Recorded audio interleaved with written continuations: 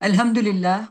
अल्हम्दुलिल्लाहि रब्बिल आलमीन अस्सलातु वस्सलामु अला मुहम्मदिल अमीन आऊज़ु बिल्लाहि मिनश शैतानिर रजीम बिस्मिल्लाहिर रहमानिर रहीम रब्बी इश्रह ली सदरी व यस्सिर ली अमरी वहलुल उक़दतम मिन लिसानी यफ़क़हू क़ौली सुब्हानल्लाह व बिहम्दिही सुब्हानल्लाहिल अज़ीम। अब हम शुरू करते हैं। आयत 110 से हम इब्तदा कर रहे हैं। अब यहाँ जो पीछे सारी नसीहत जो बात हो गई, उसके बाद अब अल्लाह ताला ईमान वाले जो हैं उनको मुतवज्जे करते हुए बात शुरू कर रहे हैं। फरमाया, बिस्मिल्लाहिर रहमानिर रहीम, ईमान वालों, इस वक्त तो अल्लाह की इनायत है, तुम एक बेहतरीन जमात हो जो लोगों पर हक की शहादत के लिए बर्पा की गई है। यानी बहसीत मजमूई कौम के तौर पे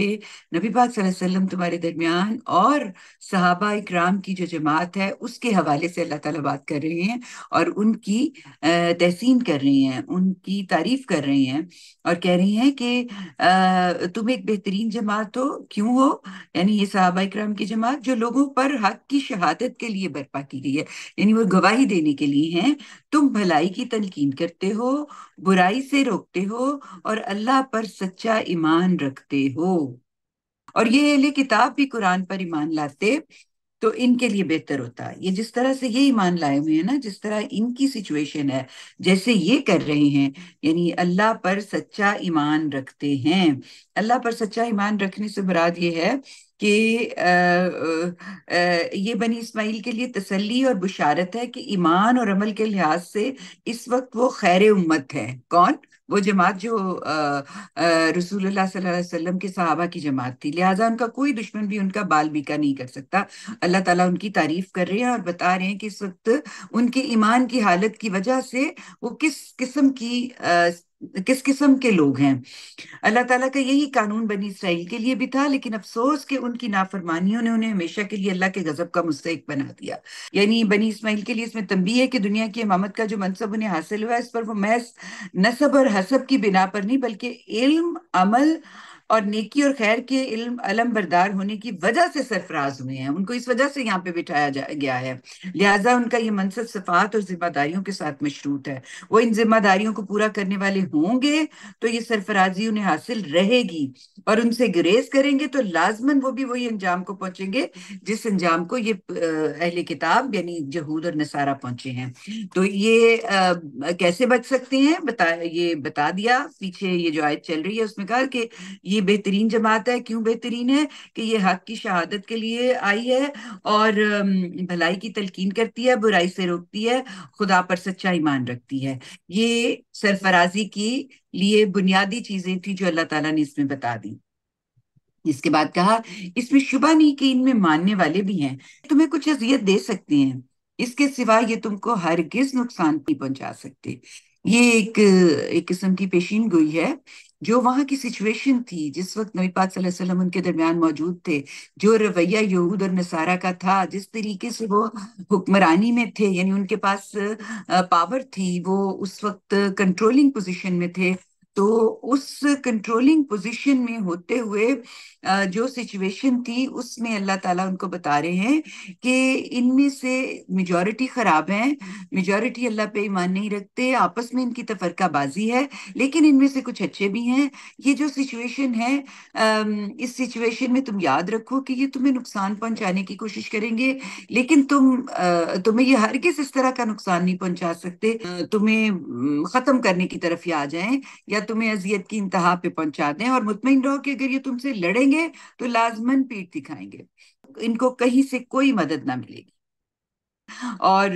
जब ये तुम्हारे साथ लड़ेंगे तो नुकसान उठाएंगे, कभी इनकी कोई मदद नहीं होगी। अ, ये जो पेशन गोई है, ये हरफ ब हरफ पूरी हुई और सरजमीन अरब में उनके तमाम कबाइल ऐसे जलीलो ख्वार हुए कि हर तरफ से बिल्कुल बेयारो मददगार होकर रह गए और जिल्लत के साथ वहां से निकाल दिए गए। इन्हें जहां देखिए इन पर जिल्लत की मार है, یہ اللہ کا فیصلہ ہو گیا نا، تو پھر یہ ذلت کی مار ہو گئی۔ اللہ یہ کہ اللہ کی رسی تھام لے، اور ان لوگوں کی رسی تھام لے جنہوں نے اللہ کی رسی تھام لی ہے، اور یہ اللہ کا غضب لے کر لوٹے ہیں، اور ان پر پست ہمتی تھوپ دی گئی۔ تو فرمایا کہ اس کی وجہ یہ ہے کہ یہ اللہ کی آیتوں کے منکر ہیں، اور یہ پیغمبروں کو ناحق قتل کرتے رہے ہیں، اس لیے کہ انہوں نے نافرمانی کی، اور یہ ہمیشہ حد سے بڑھتے رہے ہیں۔ اس کے بعد یہ فرمایا کہ یہ بات البتہ واضح رہے، یعنی ان ساروں کو بتا کے کہ یہ کیا کچھ کرتے رہے ہیں، یہ کس طرح کے لوگ تھے، ان کا معاملہ کیا تھا، ان کی جو جرائم ہیں وہ کیا تھے، اور ان کا رویہ کیا تھا، یہ باتیں ساری بتا کے، ان کو اوپر جو سزا آنی ہے وہ بھی ان کو بتا کے، اور جو پیش گوئی تھی فیوچر کے حوالے سے وہ بھی کر کے، اب ایک اور پہلو سے اللہ تعالیٰ ایک بات ان سب کے سامنے رکھ رہے ہیں تاکہ اس میں سے بھی نصیحت مل جائے۔ فرمایا یہ بات البتہ واضح رہے کہ سب اہل کتاب یکساں نہیں ہے، یعنی ان سب کو جو بہت انتہا پہ کھڑے تھے ان کی بات بیان کرنے کے بعد اب ان کی بات ہو رہی ہے جو ان سے ذرا مختلف ہیں۔ وہ کون سے ہیں؟ ان میں سے ایک گروہ اپنے عہد پر قائم ہے۔ کون سا عہد؟ یعنی انبیاء علیہ السلام کی تصدیق اور ان کی لائی ہوئی شریعت کی پابندی کا جو عہد انہوں نے اپنے پروردگار سے باندھا تھا وہ اس پر قائم ہے۔ ان کے بارے میں بات کرتے ہوئے اللہ تعالیٰ فرماتے ہیں کہ وہ راتوں کو اللہ کی آیتیں تلاوت کرتے اور اس کے سامنے سجدہ ریز رہتے تھے، اور کہا کہ اللہ پر اور قیامت کے دن پر سچا ایمان رکھتے ہیں، یعنی نیکوکار ہیں اور اللہ سے تعلق رکھتے ہیں، اللہ پر اور قیامت پر ایمان رکھتے ہیں، نیکی کی تلقین کرتے اور برائی سے روکتے ہیں، بھلائی کے کاموں میں سبقت کرتے اور خدا کے نیک بندوں میں سے ہیں۔ تو کہا کہ وہ کیا کچھ کر رہے تھے، وہ ہم سب جو جس سے ہٹ گئے ہوئے ہیں وہ سب کچھ کرتے تھے۔ وہ نماز پڑھ رہے تھے، تلاوت کر رہے تھے، اللہ کے سامنے سجدہ ریز ہوتے تھے، دعائیں مانگتے تھے، اللہ پہ اور قیامت پہ سچا ایمان رکھتے تھے، برائی کی روکتے تھے، بھلائی کی تلقین کرتے تھے۔ وہ نیک بندے، یعنی نیک بندوں کی جتنی آپ سوچ سکتے ہیں باتیں وہ ساری ان کے اندر موجود تھیں۔ اس میں شبہ نہیں کہ حق کے سچے طالب ہیں، اپنے اس رویے کے سلے میں جو نیکی بھی کریں گے اس کے اجر سے محروم نہ ہوں گے، اور اللہ ان پرہیزگاروں سے خوب واقف ہے۔ پھر اس کے بعد فرمایا اس کے برخلاف جن لوگوں نے فیصلہ کر لیا ہے کہ منکر ہی رہیں گے، یعنی ان میں سے چند ہوں گے جو مسلمان ہو جائیں گے، اور لیکن جو فیصلہ کرتے ہیں کہ نہیں ہم نے منکر ہی رہنا ہے، ہم نے ایمان نہیں لانا، تو ان کے مال اور اولاد اللہ کے مقابل ان کے کچھ بھی کام نہ آئیں گے۔ یعنی وہ مال اور اولاد جو خدا اور اس کے پیغمبروں کی تعلیمات سے بے پرواہی کا باعث بنے، اس طرح کی چیزیں جو ہیں وہ انسان کے کچھ بھی کام نہیں آئیں گی، بلکہ یہ خسارے کا، گھاٹے کا سودا کرواتی ہیں۔ اللہ تعالیٰ نے فرمایا کہ یہ مال اور اولاد اللہ کے مقابل میں ان کے کچھ بھی کام نہ آئیں گے، اور وہ دوزخ کے لوگ ہیں، اس میں ہمیشہ رہیں گے۔ اس دنیا کی زندگی میں جو کچھ وہ بظاہر اللہ کی راہ میں خرچ کرتے ہیں اس کی تمثیل ایسے ہے کہ پالے کی ہوا ہو جو ان لوگوں کی کھیتی پر چل جائے جنہوں نے اپنے اوپر ظلم کیا ہو، اور وہ انہیں ہلاک کر کے رکھ دے۔ تو اللہ نے بتایا کہ اس دنیا کی زندگی میں جو کچھ وہ بظاہر اللہ کی راہ میں خرچ کرتے ہیں اس کی تمثیل ایسی ہے کہ پالے کی ہوا ہو جو ان لوگوں کی کھیتی پر چل جائے جنہوں نے اپنے اوپر ظلم کیا اور وہ انہیں ہلاک کر دے۔ اس کے بعد فرمایا یہ اسی کے سزاوار ہے، اور حقیقت یہ ہے کہ اللہ نے ان پر کوئی ظلم نہیں کیا، وہ اپنے اوپر ظلم کر رہے ہیں۔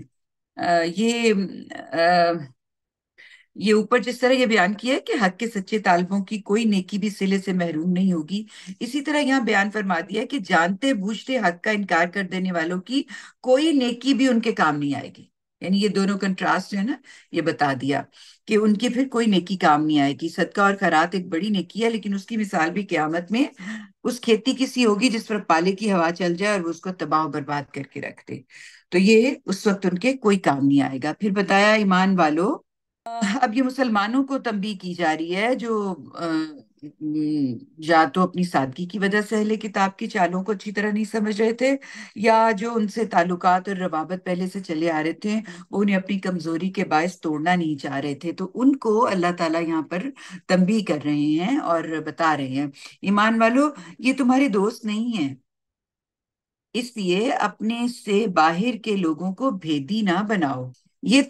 تمہیں نقصان پہنچانے میں یہ کوئی کسر نہ اٹھا رکھیں گے، یہ تمہارے لیے زحمتوں کے خواہاں ہیں، چاہے یہ پہلے تمہارے ساتھ تھے اچھے، لیکن یہ تمہارے ایمان لانے کے بعد یہ تمہارے لیے دوستی کے اس مقام پہ نہیں رہے، تم ان کو اپنی اچھی نیت کی وجہ سے اچھا کر رہے ہو ان کے ساتھ، تو یہ تمہارے لیے خطرناک ہے، ایسا نہ کرو، یہ تمہارے لیے زحمتوں کا کے خواہاں ہیں، ان کی دشمنی ان کے منہ سے نکلی پڑتی ہے اور جو کچھ ان کے سینوں میں چھپا ہوا ہے وہ اس سے بھی سخت تر ہے، جو یہ کہتے ہیں نا تمہارے متعلق نیگیٹو باتیں، وہ باوجود اس کے کہ یہ چھپائیں بھی تو یہ نکل آتی ہیں ان کے منہ سے، اور دل تو ان کا اس سے بھی زیادہ تمہارے خلاف ہے، ہم نے یہ نشانیاں تمہارے لیے واضح کر دی ہیں اگر تم عقل رکھتے ہو، یہ تم ہی ہو کہ ان کو دوست رکھنا چاہتے ہو مگر وہ تم سے دوستی نہیں رکھتے، درا حالانکہ تم اللہ کی تمام کتابوں کو مانتے ہو، اور کہا اور ان کا طریقہ یہ ہے کہ جب تم سے ملتے ہیں تو کہتے ہیں کہ ہم تو ایمان لائے ہوئے ہیں، اور جب الگ ہوتے ہیں تو غصے سے تم پر انگلیاں کاٹتے ہیں، کہہ دو کہ اپنے اس غصے میں مر جاؤ، اللہ تمہاری ہر چیز سے واقف ہے، اللہ تو سینوں کے راز تک جانتا ہے، تمہیں کوئی کامیابی حاصل ہوتی ہے تو انہیں تکلیف پہنچتی ہے، اور تم پر کوئی مصیبت آتی ہے تو اس سے خوش ہوتے ہیں، یہ تمہارے دوست نہیں ہیں، ان کی پرواہ نہ کرو، ان کی پرواہ نہ کرو، اور یاد رکھو اگر تم صبر کرو گے اور اللہ سے ڈرتے رہو گے تو ان کی کوئی تدبیر تمہیں نقصان نہ پہنچا سکے گی، اس لیے کہ جو کچھ یہ کر رہے ہیں اللہ ان کو گھیرے میں لیے ہوئے ہے، یہ حقیقت انہیں سمجھاؤ ہے پیغمبر، اور اس کے لیے یہ وہ موقع بھی یاد دلاؤ جب احد کے دن تم مسلمانوں کو جنگ کے مورچوں پر کھڑا کرنے کے لیے بہت سویرے اپنے گھر سے نکلے تھے، اس وقت اللہ تمہارے ارادوں سے واقف تھا اور تمہاری باتیں سن رہا تھا، اور اللہ سمیع اور علیم ہے، فرمایا اس وقت جب تم میں دو گروہوں نے حوصلہ چھوڑنا چاہا، درا حالہ اللہ ان کی مدد کے لیے موجود تھا، اور ایمان والوں کو تو اللہ پر ہی بھروسہ رکھنا چاہیے، اللہ نے اس سے پہلے بدر میں بھی تمہاری مدد کی تھی جبکہ تم نہایت کمزور تھے، پھر بھی ناشکری کرتے ہو، سو اللہ سے ڈرو تاکہ تم اس کے شکر گزار بنو، یہ ان دو گروہوں کی بات ہے، یہ اس میں نیچے پورا وہ واقعہ بیان کیا ہے، مختصراً یہ جو ہے میں بتا دیتی ہوں، دو گروہوں سے اشارہ مورخین کے بیان کے مطابق قبلہ خزرج کے بنو سلمہ اور قبلہ اوس کے بنو حارثہ کی طرف ہے، یہاں جس واقعے کا ذکر ہے اس کا پس منظر امام امین حسن اسلائی نے اس طرح فرمایا کہ ان دونوں گروہوں کے اندر منافقین کی شرارت کی وجہ سے کچھ بزدلی پیدا ہوئی، لیکن پھر وہ سنبھل گئے، منافقین در حقیقت اس جنگ کے لیے نکلنا ہی نہیں چاہتے تھے، حضرت محمد صلی اللہ علیہ وسلم کو ان کی کمزوری کا اندازہ تھا، چنانچہ آپ نے چاہا کہ نکلنے سے پہلے صحیح صورتحال سامنے آ جائے، اس کے لیے امتحاناً آپ نے مسلمانوں کے سامنے یہ سوال رکھا کہ قریش کا مقابلہ مدینے کے اندر سے کیا جائے یا باہر نکل کر، اس کا جواب سچے اور پکے مسلمانوں کی طرف سے تو ظاہر یہی ہو سکتا تھا کہ باہر نکل کر، چنانچہ انہوں نے پورے جوش اور جذبے کے ساتھ یہی جواب دیا، لیکن منافقین نے مدینہ میں محصور ہو کر مقابلے کی مصلحتیں سمجھانی شروع کر دی، حضرت نے جب صورتحال کا اندازہ کر لیا، منافقین کی کمزوری آپ پر واضح ہو گئی، تو آپ نے وہی کیا جو آپ کے دل میں تھا اور جس کا اظہار آپ کے جاننثار ساتھیوں نے کیا تھا، منافقین نے جب دیکھا کہ ان کا یہ ساری سازش ناکام ہو گئی تو وہ نکلنے کو تو مسلمانوں کے ساتھ نکلے، لیکن نکلنے کے بعد ان کے لیڈر ابن ابی نے ان کو ورگلایا اور اس چیز کا بہانہ بنا کر کہ اس کے مشورے کی قدر نہیں کی گئی، رستے میں 300 آدمیوں کے لشکر کے ساتھ الگ ہو گیا، اور اس واقعے سے قدرتی طور پر مسلمانوں کی بعض جماعتوں کے حوصلوں پر اثر پڑا، اس لیے مسلمانوں کی تعداد 3000 کفار کے مقابلے میں 1000 تھی، ٹوٹل 1000 آدمیوں میں سے 300 آدمیوں کا عین موقع پر فرار، ظاہر ہے کہ یہ ایک اہم حادثہ تھا جس کے نتائج بہت شدید سامنے آئے، جس کو فیس کیا وہاں پر کچھ دیر کے لیے، یہ ہوگا انہیں پسپائی بھی اختیار کرنی پڑی، اور یہ بھی اس میں ہوا کہ نبی پاک صلی اللہ علیہ وسلم کا کو چوٹ بھی لگی اور دندان مبارک شہید بھی ہو گیا، اور اس طرح کی یہ بہت ساری چیزیں ایسی تھیں جو ان کے کمزور ایمان کی وجہ سے، ان کی منافقت کی وجہ سے مسلمانوں کو بھگتنی پڑی۔ تو فرمایا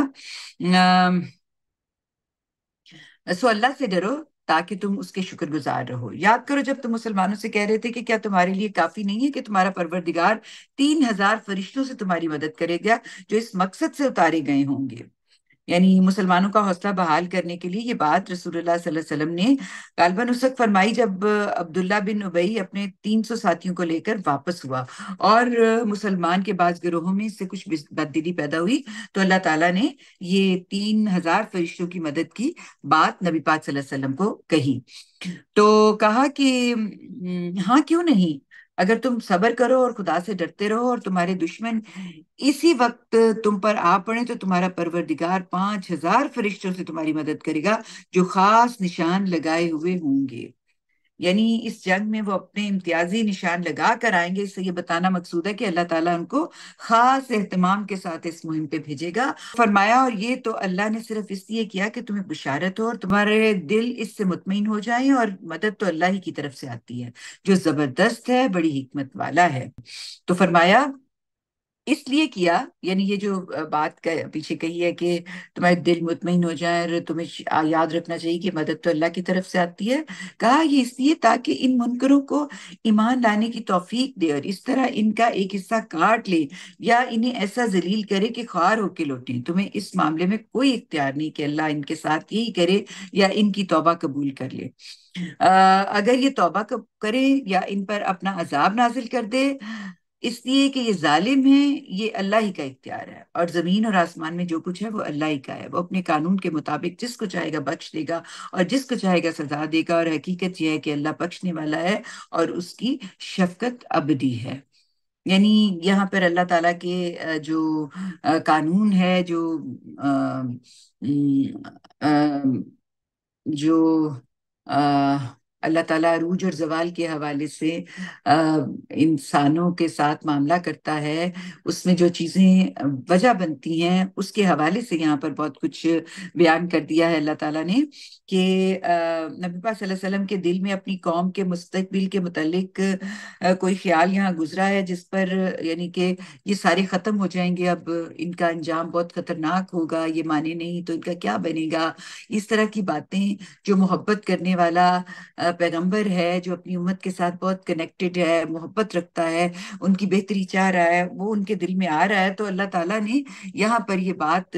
جملہ معترضہ کے ذریعے یعنی روک کے توجہ دلائی ہے کہ لوگوں کی ہدایت اور ضلالت اور جزا اور سزا کا معاملہ اللہ ہی کے اختیار میں ہے۔ وہ اگر چاہے گا تو تمہاری قوم کو توبہ کی توفیق دے گا۔ یہ بڑی بات ہے، بڑی اہم بات ہے کہ آپ کو پتہ ہونا چاہیے کہ ہم گناہ سے بچ کیسے سکتے ہیں جب اللہ ہمیں توفیق دیتا ہے، اور اللہ ہمیں توفیق کیسے دیتا ہے؟ جب ہم اس سے توفیق مانگتے ہیں، جب ہم اس سے کنیکٹ کرتے ہیں، جب ہمارا تعلق اس سے مضبوط ہوتا ہے اور ہم چاہتے ہیں کہ ہمیں ٹھیک راستے کی طرف وہ لے کے جائے۔ تو یہ اس کے قوانین ہدایت اور ضلالت اور جزا اور سزا ہے جس کے تحت وہ انسانوں سے معاملہ کرتا ہے، اور وہ توفیق دیتا ہے اس کو جو کہ توفیق کا حقدار ہوتا ہے، اور چاہے تو ان پر عذاب بھی نازل کر دے، اور ان سے پہلے کی قوموں پر نازل بھی کیا ہے۔ تو اس کا فیصلہ اللہ نے کرنا ہے، اور جو کچھ بھی وہ کرے گا وہ اپنی حکمت کے لحاظ سے اور اپنے قانون کے مطابق کرے گا، کسی دوسرے کے لیے اس میں دخل اندازی کی کوئی گنجائش نہیں۔ تاہم وہ غفور الرحیم ہے، اس لیے امید رکھنی چاہیے کہ وہ ان پر کرم فرمائے گا۔ جملہ معترضہ کے بعد پوری بات قرآن نے اس میں یہ اس طرح سے بیان کر دی، وہ اپنے قانون کے مطابق جس کو چاہے گا بخشے گا، جس کو چاہے گا سزا دے گا، اور حقیقت یہ ہے کہ اللہ بخشنے والا ہے اور اس کی شفقت ابدی ہے۔